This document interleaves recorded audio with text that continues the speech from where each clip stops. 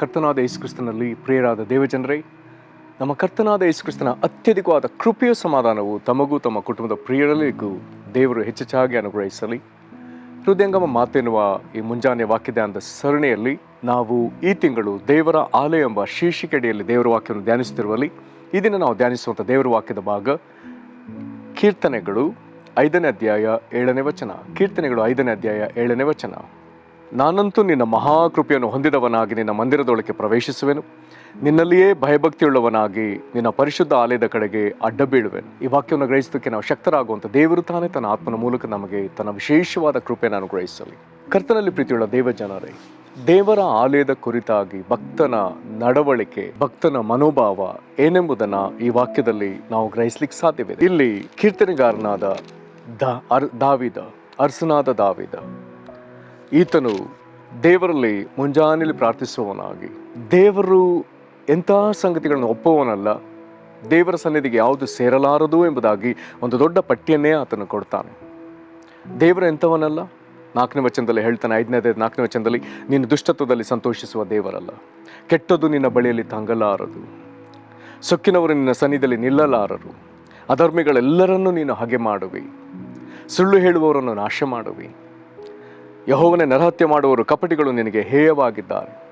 ಹಾಗಾದರೆ ದೇವರು ಎಂಥವರನ್ನು ಒಪ್ಪಲಿಕ್ಕೆ ಸಾಧ್ಯವಿಲ್ಲ ಎಂಬುದನ್ನು ಆತನಲ್ಲಿ ಹೇಳ್ತಾ ಬರ್ತಾನೆ.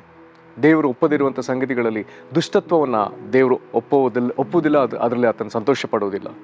ಕೆಟ್ಟದೆಂಬುದು ಆತನ ಸನ್ನಿಧಿಯಲ್ಲಿ ನಿಲ್ಲುವುದಕ್ಕೆ ಸಾಧ್ಯವಿಲ್ಲ. ಸೊಕ್ಕಿನವರು, ಅಧರ್ಮಿಗಳು, ಸುಳ್ಳು ಹೇಳುವವರು, ನರಹತ್ಯೆ ಮಾಡುವವರು, ಕಪಟಿಗಳು, ಹಾಗಾದರೆ ಇವರು ಯಾರೂ ದೇವರ ಸನ್ನಿಧಿಯಲ್ಲಿ ಬರಲಿಕ್ಕೆ ಸಾಧ್ಯವಿಲ್ಲ. ಅವರೆಲ್ಲರಿಗೂ ಭಯಂಕರವಾದ ಸಂಗತಿ ಇದೆ. ಸೊಕ್ಕಿನವರು ದೇವರ ಸನ್ನಿಧಿಯಲ್ಲಿ ನಿಲ್ಲಲ್ಲ, ಅಧರ್ಮಿಗಳನ್ನು ದೇವರು ಹಾಗೆ ಮಾಡ್ತಾನೆ, ಸುಳ್ಳು ಹೇಳುವವರನ್ನ ದೇವರು ನಾಶ ಮಾಡ್ತಾನೆ, ನರಹತ್ಯೆ ಮಾಡೋರು ಕಪಟಿಗಳು ದೇವರಿಗೆ ಅಸಹ್ಯರು, ಹೇಯರು ಎಂಬುದಾಗಿ ಬರೆದಿದ್ದಾನೆ. ಇದನ್ನೆಲ್ಲ ಹೇಳಿ ಈಗ ಆತನು 7ನೇ ವಚನಕ್ಕೆ ಬರುವಾಗ, ನಾನು ತನ್ನ ಹೃದಯವನ್ನು ಆತನೀಗ ಪರೀಕ್ಷಿಸಿಕೊಂಡಿದ್ದಾನೆ. ಆತನಲ್ಲಿ ದುಷ್ಟತ್ವವಿದೆಯೋ, ಆತನಲ್ಲಿ ಕೆಟ್ಟತನವಿದೆಯೋ, ಈತನು ಸೊಕ್ಕಿನ ಮನಸ್ಸಿನವನೋ, ಅಥವಾ ಈತನು ಅಧರ್ಮಿಯೋ, ನಂತರ ಈತನು ಸುಳ್ಳು ಹೇಳುವವನೋ, ಈತನು ನರಹತ್ಯೆ ಮಾಡುವವನೋ, ಈತನು ಕಪಟಿಯೋ, ಇದನ್ನೆಲ್ಲ ಪರೀಕ್ಷಿಸಿಕೊಂಡ ಈತನು ಈಗ ಧೈರ್ಯವಾಗಿ ದೇವರ ಬಳಿ ಹೇಳ್ತಿದ್ದಾನೆ, ನಾನಂತೂ ನಿನ್ನ ಮಹಾಕೃಪೆಯನ್ನು ಹೊಂದಿದವನಾಗಿ ನಿನ್ನ ಮಂದಿರದೊಳಗೆ ಪ್ರವೇಶಿಸುವೆನು. ಎಂಥ ಅದ್ಭುತವಾದ ಹೃದಯ ಪರೀಕ್ಷೆ! ದೇವರ ಸನ್ನಿಧಿಯಲ್ಲಿ ಬರುವುದಕ್ಕೆ ನನಗೆ ಈಗ ಅರ್ಹತೆ ಇದೆ ಎಂಬುದಾಗಿ ಕಂಡುಕೊಂಡಂಥ ದೇವ ಮನುಷ್ಯ ಈತನು ಈಗ ದೇವರ ಮಂದಿರದೊಳಗೆ ಪ್ರವೇಶಿಸಿದ್ದಾನೆ. ಅಲ್ಲಿ ಆತನು ಹೇಳ್ತಿದ್ದಾನೆ, ಯಾವ ಆಧಾರದಿಂದ ಪ್ರವೇಶಿಸಿದ್ದಾನೆ? ದೇವರ ಮಹಾಕೃಪೆಯನ್ನು ಹೊಂದಿದವನಾಗಿ. ಒಂದು ಭಾಷಾಂತರದಲ್ಲಿ ಹೀಗೆ ನಾವು ಓದಿಕೊಳ್ತೇವೆ, but as for me I will come into thy house in the multitude of thy mercy. ದೇವರ ಕನಿಕರ, ಕೃಪೆ ಇದು ದೇವರ ಸನ್ನಿಧಿಯಲ್ಲಿ ಎಷ್ಟಿದೆ, ಎಣಿಸಲ್ಲ ಸಾಧ್ಯವಾದಷ್ಟು ಅಲ್ಲಿ ಆವರಿಸಿಕೊಂಡದೆ. ದೇವರ ಮಹಾಕೃಪೆ, ದೇವರ ಮಹಾಕನಿಕರ, ದೇವರ ಮಹಾಪ್ರೀತಿ ಇವುಗಳು ಇರುವಂಥ ದೇವರ ಆಲಯದೊಳಗೆ ನಾನು ಪ್ರವೇಶಿಸ್ತೇನೆ. ಎಂಥವನಾಗಿ ಪ್ರವೇಶಿಸಲಿಲ್ಲ? ಈ 4, 5, 6 ವಚನಗಳಲ್ಲಿ ಹೇಳಿರುವಂಥ ಅಲ್ಲಿರುವಂಥ ಸಂಗತಿಗಳ ವಿಧದಲ್ಲಿ ಈತನೀಗ ಪ್ರವೇಶಿಸ್ತಿಲ್ಲ. ಬದಲಾಗಿ ಈಗ ದೇವರ ಕನಿಕರ ಸಂಪಾದಿಸಿದವನು, ದೇವರ ಪ್ರೀತಿಯನ್ನು ಸಂಪಾದಿಸಿದವನು, ಇಂಥವನಾಗಿ ದೇವರ ಕ್ಷಮಾಪಣೆಯನ್ನು ಸಂಪಾದಿಸಿದವನು, ಇಂಥವನಾಗಿ ಈಗ ಆತನು ಕರ್ತನ ಮಂದಿರದೊಳಗೆ ಪ್ರವೇಶಿಸಿದ್ದಾನೆ. ಮುಂದುವರೆದ ಆತನು ತಾನವನ್ನು ಪರೀಕ್ಷಿಸಿಕೊಂಡವನಾಗಿ ಸ್ಪಷ್ಟವಾಗಿ ದೇವರ ಮುಂದೆ ಹೇಳ್ತಿದ್ದಾನೆ, ನಿನ್ನಲ್ಲಿಯೇ ಭಯಭಕ್ತಿಯುಳ್ಳವನಾಗಿ. ಎಷ್ಟು ಪ್ರಾಮುಖ್ಯವಾದ ವಿಷಯ! ನಿನ್ನಲ್ಲಿಯೇ ಭಯಭಕ್ತಿಯುಳ್ಳವನಾಗಿ. ಪ್ರಿಯರೇ, ಈ ಮಾತನ್ನು ಹೇಳುವುದಕ್ಕೆ ನಮಗೆ ಧೈರ್ಯವಿದೆಯೋ ಎಂಬುದಾಗಿ ನಾವು ನಮ್ಮನ್ನು ಪರೀಕ್ಷಿಸಿಕೊಳ್ಬೇಕಾಗ್ತದೆ. ಒಂದು ವೇಳೆ ಭಯಭಕ್ತಿಗೆ ಸಂಬಂಧಪಟ್ಟ ಹಾಗೆ ಅನೇಕ ವಿಧದಲ್ಲಿ ದೇವರ ವಾಕ್ಯ ನಮಗೆ ಕಲಿಸಿದ್ರು, ಒಂದು ವೇಳೆ ಪ್ರಾಯೋಗಿಕವಾಗಿ ನಾವು ಯೋಚಿಸಿದರೆ, ವಿದ್ಯಾರ್ಥಿಗಳು ತಮ್ಮ ಟೀಚರ್ ಅಥವಾ ತಮ್ಮ ಪ್ರಿನ್ಸಿಪಲ್ ಅಥವಾ ತಮ್ಮ ಹೆಡ್ ಮಾಸ್ಟರ್ ಇಂಥವರ ಎದುರಿರುವಾಗ ವಿದ್ಯಾರ್ಥಿಗಳು ಬಹಳ ಸಭ್ಯ ವಿದ್ಯಾರ್ಥಿಗಳು, ಯಾವ ಚೇಷ್ಟೆ ಮಾಡದ ವಿದ್ಯಾರ್ಥಿಗಳು, ಅವರ ಟೀಚರ್ ಅಥವಾ ಅವರ ಪ್ರಿನ್ಸಿಪಾಲ್ ಅವರ ಹೆಡ್ ಮಾಸ್ಟರ್ ಇವರಲ್ಲಿ ಸ್ವಲ್ಪ ಆಚೆ ದೂರ ಹೋದ ಕೂಡಲೇ ಇವರು ಚೇಷ್ಟೆ ಮಾಡ್ತಾರೆ ಅಥವಾ ನಾನಾ ಕೃತ್ಯಗಳನ್ನು ಎಸಗುವುದಕ್ಕೆ ಧೈರ್ಯ ತೆಗೆದುಕೊಳ್ತಾರೆ.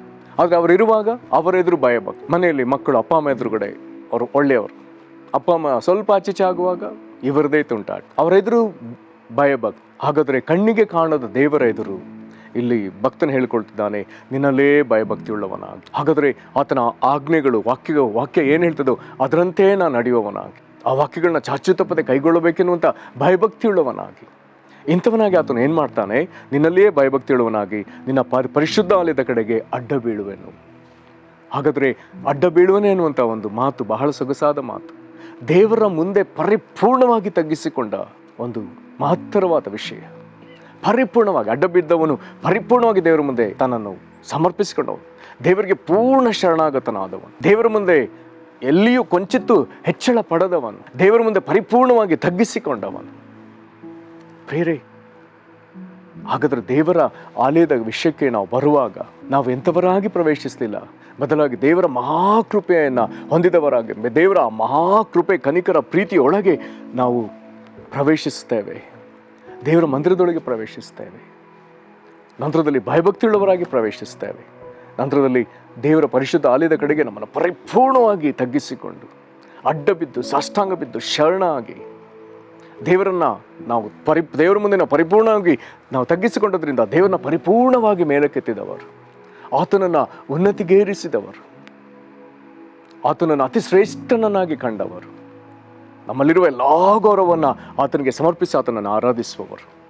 ಪ್ರೇರೇ, ಹಾಗಾದರೆ ಇಂಥ ನಡವಳಿಕೆಯನ್ನು ದೇವರ ವಾಕ್ಯ ನಮಗೆ ಕಲಿಸುವಲ್ಲಿ ನಾವು ಸಹ ದೇವರ ಆಲಯಕ್ಕೆ ಬರುವಾಗ, ದೇವರು ನಮ್ಮನ್ನು ತನ್ನ ಆಲಯದಾಗಿ ಕರೆದಿರುವಾಗ ನಮ್ಮೊಳಗೆ ನೆಲೆಸಿರುವ ದೇವರಿಗಿಂತ ಭಯಭಕ್ತಿಯನ್ನು ನಾವು ಸಲ್ಲಿಸಲಿಕ್ಕಾಗುವಂತೆ ದೇವರಾತ್ಮ ನಮ್ಮನ್ನು ಬಲಪಡಿಸಲಿ. ಪ್ರಾರ್ಥನೆ ಮಾಡೋಣ.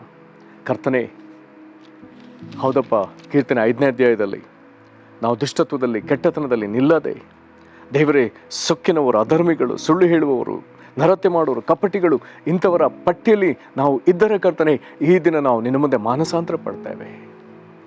ಕರ್ತನೆ, ನಮ್ಮನ್ನು ಕ್ಷಮಿಸು.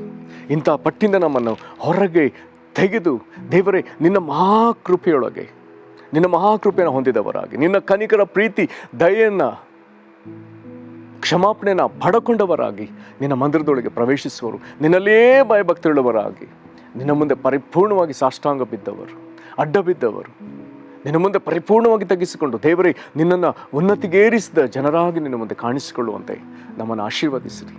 ದೇವರೇ, ನಾವು ನಿನಗೆ ಅತ್ಯುನ್ನತ ಗೌರವವನ್ನು, ಅತಿ ಉತ್ಕೃಷ್ಟ ಆರಾಧನೆಯನ್ನು ಸಲ್ಲಿಸೋದಕ್ಕೆ ದಿನದಿಂದ ದಿನಕ್ಕೆ ನಮಗೆ ಕಲಿಸಿಕೊಡು ಸ್ವಾಮಿ. ನಿನ್ನಲ್ಲಿ ಈಗ ನಾವು ಸಂಭ್ರಮಿಸೋದಕ್ಕೆ ನಮಗೆ ಸಹಾಯ ಮಾಡಿರಿ.